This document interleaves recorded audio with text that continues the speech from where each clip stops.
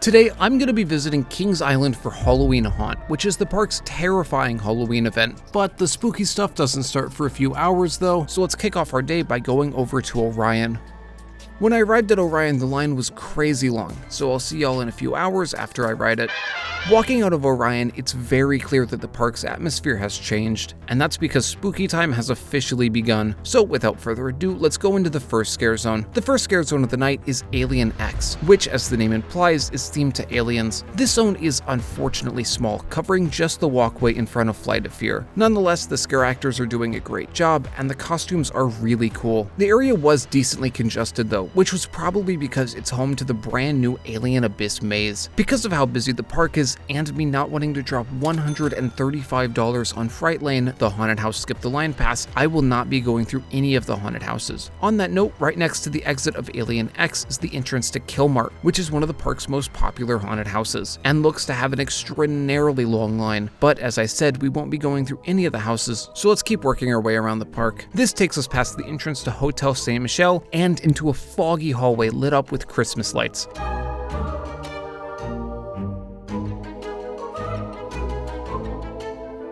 I was fully expecting this to be a scare zone, but it wasn't, which was pretty disappointing. There was this dude after the hallway who was doing this neat slide thing, but it really seemed like that should have been something. Nonetheless, this has taken us to Slaughterhouse and the Beast. The Beast is the world's longest wooden roller coaster. Because this coaster is basically by itself in the woods, it's known to give amazing night rides, so I was extremely excited to ride it. That excitement had to be put on hold for a while though, because the line was extremely long. I waited just over 2 hours for the Beast. Was it worth it? That was 100% worth it. It's like pitch black in the woods. It's amazing, dude. That was so good. That being said, that did cost us a lot of time, so that's going to be the last coaster we ride tonight, as we still have 4 scare zones to experience. Speaking of scare zones, the next one up is Abandoned. This zone was incredible. The atmosphere was amazing, and the scare actors were crazy, holding chainsaws, axes, and ducking in and out of these super foggy buildings, which you're actually able to walk through, and honestly, were pretty scary. Of the 2 zones we've been through so far, this is easily the best. That being said, we still have 3 more to go through, so let's keep going. The next zone is International Street Fear. If you arrive after spooky time starts, this is the first zone you'll encounter. It's also easily the largest zone we've gone through so far, but it seemingly has the least scare actors. I did have the misfortune of arriving as a show was getting out, so I'm sure that affected it, as there's a lot more people here now than there normally would be. That said, it does have the craziest visuals of any zone so far, with the evil Eiffel Tower looming above and a ton of fire. Nonetheless, in terms of scares, this is the weakest zone so far,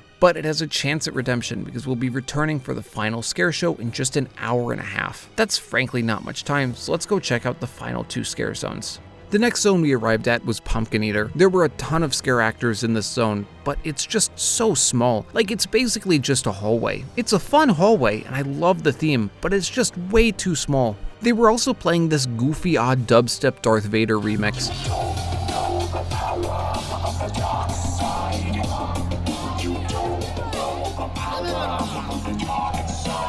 Maybe this has something to do with the theme, but come on, it completely killed the ambiance. Pumpkin Eater's gonna come in at number 3. Anyways, all this being spooked is making me pretty hungry, so let's go eat.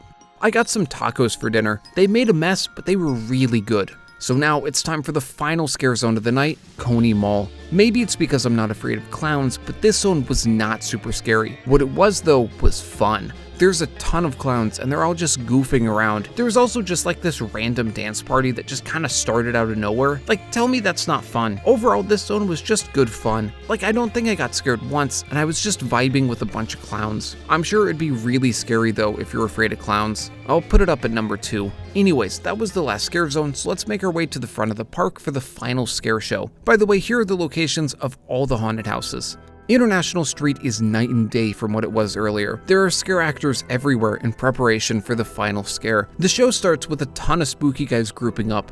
Then, with a metal beat drop, they spread out, causing a ripple through the crowd. Some of the spooky people begin spooking people, while others group up and begin a really impressive stunt show. While the stunt show is happening, there's also a crazy light show happening with the Eiffel Tower. Once the performers are done, lightning strikes and the ghostly host tells us it's time to leave. The yelling and screaming and torture is done.